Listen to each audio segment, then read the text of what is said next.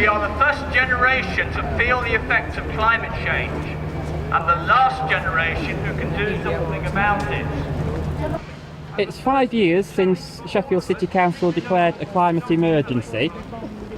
What in that time have they not done that they should have done? Well, according to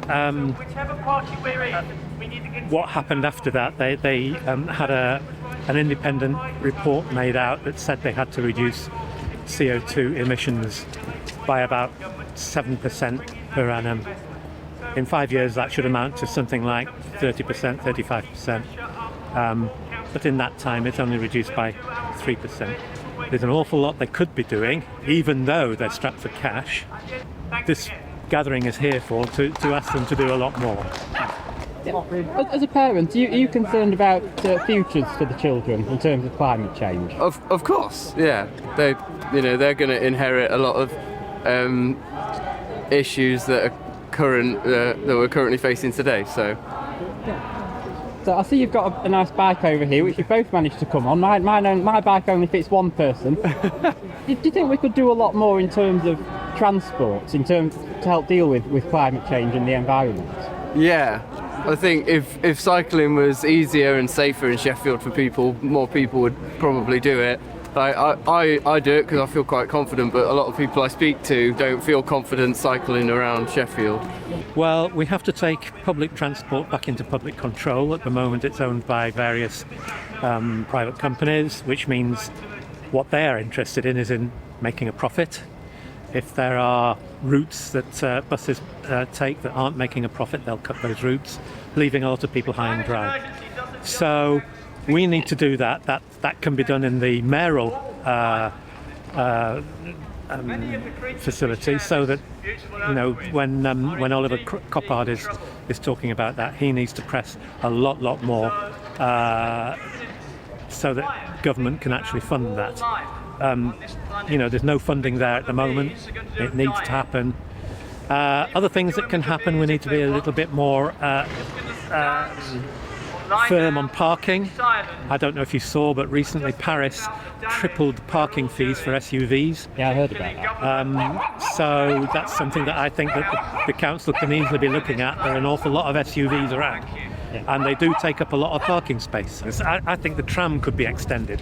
I think there's, a big case for saying extend it up to Barnsley, down to Chesterfield, Rotherham, Doncaster. There's a huge expansion potential there.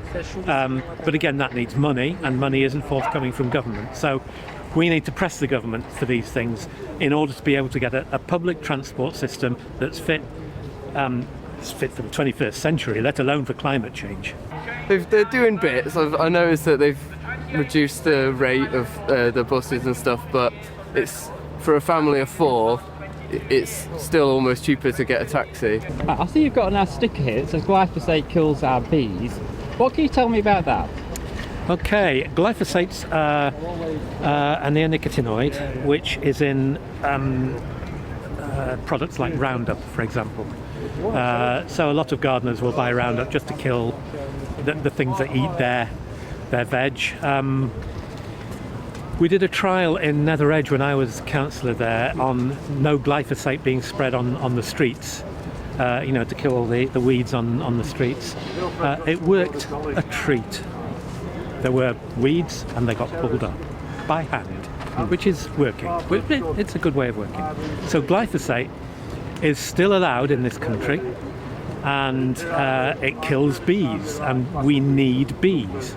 We need bees because without bees, they pollinate about 3 out of every 4 plants that we see. There are other insects as well that are also affected by glyphosate, such as butterflies, dragonflies, wasps, all sorts of other insects that pollinate as well. But bees are really, really important. Someone once said that without bees, humans have 4 years to live on this planet. So we need bees, which means we need to stop glyphosate.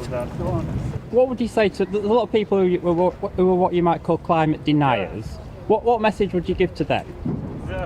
It's very difficult to know what to say to climate deniers.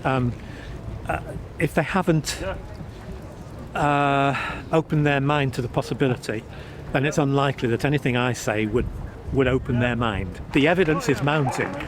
Last year was the hottest year on record. This year will almost certainly be hotter. January was the hottest January on record. The weather events that are taking place at the moment, say for example, this week California has had 1 year's rainfall in 3 days.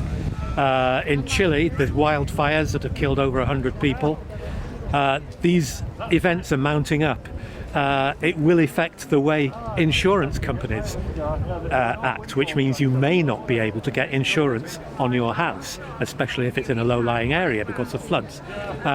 And once these things start to happen, they will mount up. You'll get more and more things unable to happen because people are scared that climate change will spoil it for them. So it will mount up. Climate change will also bring big hits on our food production system. So we'll start getting food shortages. In this country, prices going up quite a lot. In other countries, we'll get huge amounts of starvation because they can't afford those prices in the first place. So we're outside the City Council today. If you could give one message to the City Council about the environment, what would you tell them? More trees. There you go. More trees. Yeah, seeing a lot more planting.